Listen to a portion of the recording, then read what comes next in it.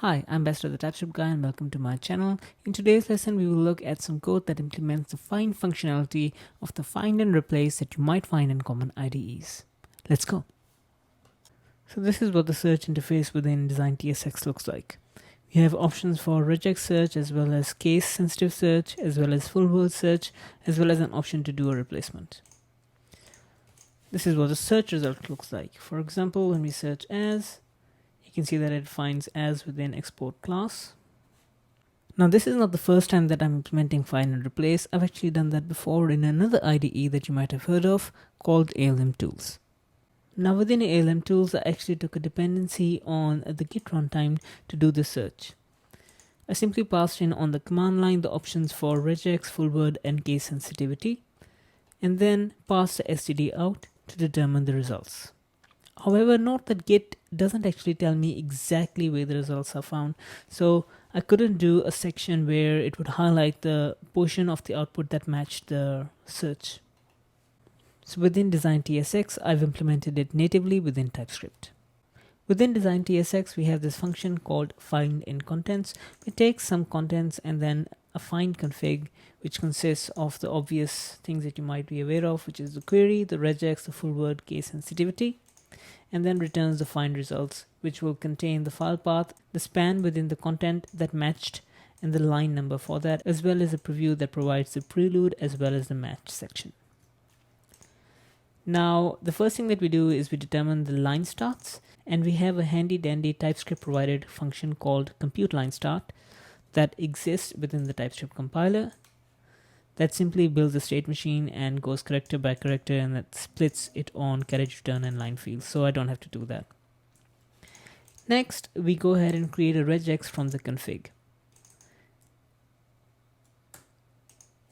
Now this function is pretty simple. All that it does is it takes the config, and if it is not a regex, then we have to escape the regex character, so we escape any special characters that might conflict with the regex, and then we go ahead and do an is full word check, and if it is, then we ensure that it starts and ends on a word if the user hasn't already provided a starting and ending within the regex. And finally, we do a global multi-line Unicode search, and if is case sensitive is false, then we go ahead and ignore case, and then we go ahead and generate the regex.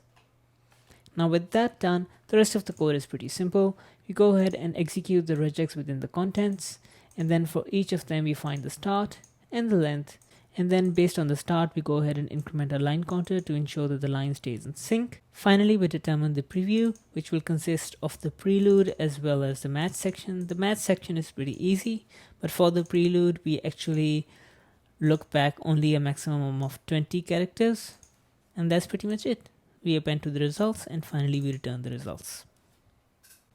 Now there is nothing particularly exceptional or tricky about the code, but some things that I'd like to discuss in terms of real-world implementations is that this function actually takes this property called file path that is only ever used within the results and not actually used as a part of the search, but it helps us that we don't have to come up with a new data structure that is without the file path.